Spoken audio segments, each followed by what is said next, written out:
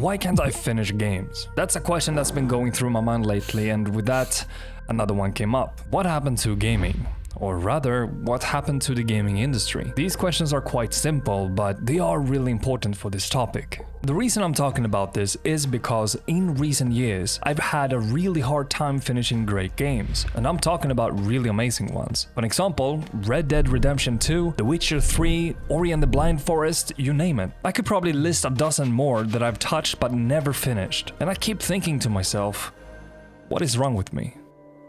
I've been playing games since I grew up. I played thousands of hours when it comes to Halo, Assassin's Creed, Call of Duty, and plenty other games. It wasn't an issue then, so why is it an issue now? How come I can no longer play the way I did? Why can't I finish games in 2025? I'm not sure if I'm the only one feeling this way, and I really hope I'm not. And if you feel like this is resonating with you, I would love to know, so please let me know in the comments and tell me your story. I've been thinking about this topic and how it correlates to the gaming industry as well as the media, and how it impacts us users. And if we compare to how it was 15 years ago, a lot has changed, not just for the gaming industry, but also as consumers. Back in the days, there was a very limited way to buy games for cheap, and there wasn't a lot of people that was able to make games. It was hard to do, and there was limitations to even learn how to create something. It was completely different economically and knowledge-wise back in the 20s, or should we say 2000s. The best thing we had back then was probably Wikipedia. For me as a kid, one thing I realized were that I wasn't able to play whenever I wanted. At the same time, I also couldn't play any game I wanted due to the prices. And all this comes down to how the gaming industry has shaped over the years. We have a lot to thank YouTube for, especially when it comes to knowledge. There were tutorials that teach you how to code, there were people that was able to do reviews on what games was worth your time, there were companies that was able to promote their games for the first time to a bigger audience, without really spending as much money than AAAs. As you can see, a lot of things shaped the industry into what it is today, but with all these amazing different resources we gathered over the years, it also created a lot more noise.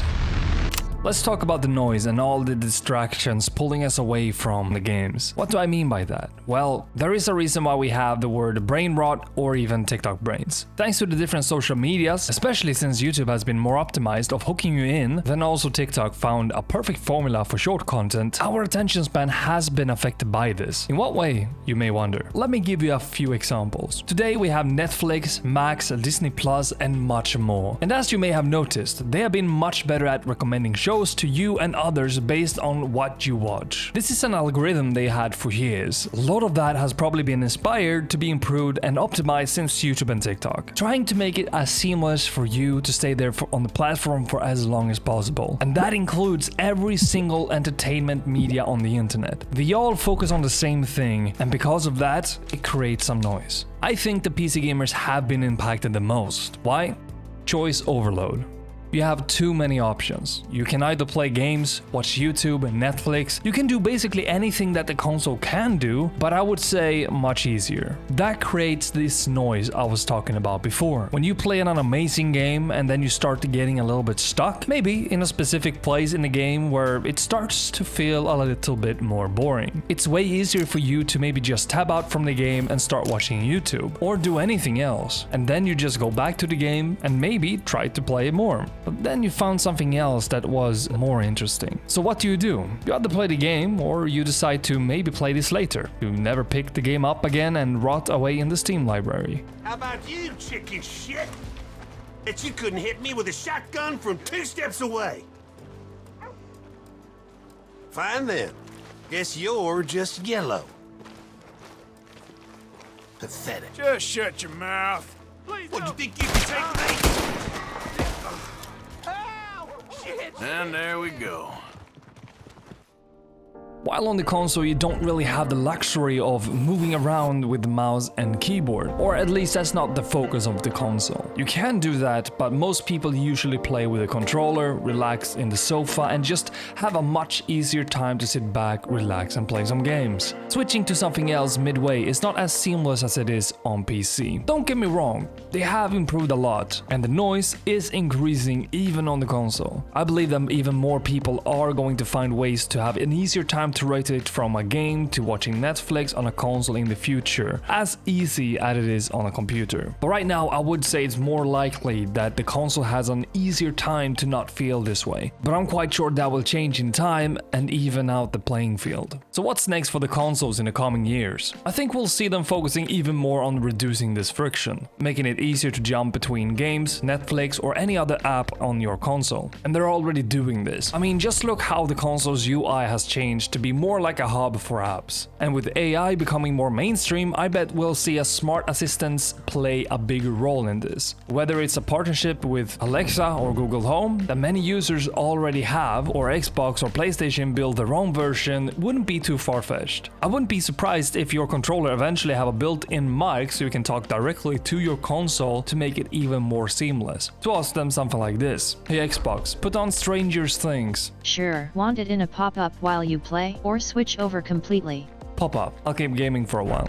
It's honestly not that far off. AI is moving so quickly, and having a voice control like this would make consoles even easier to use. Though, let's be real, it'd probably also make it easier to get distracted and not finishing your games. Who knows, maybe one of these companies will steal this idea straight from this video. So what exactly is the noise? It's how ridiculously easy it is to switch from game A to B, or to just stop playing entirely. Hell, I even know some people that watch movies while playing games cause they can't really focus, so they need something else at the same time. I'm the same when it comes to music, but the noise is increasing by the increased ease to choose from different options. So what can we do to change our mindset? What can we do to start change and start play the game and finish them? My focus recently has been at least to try to forget the other games completely. Decrease the option of games I have installed on the PC, even though I have plays up to probably 4 to 6 terabytes of games. Sometimes I even think about maybe finding some different type of operative systems that will make me focus on one thing than the other. But I don't think that would solve much. And as cringy it might sound, I think I might even want to detox myself from the social media.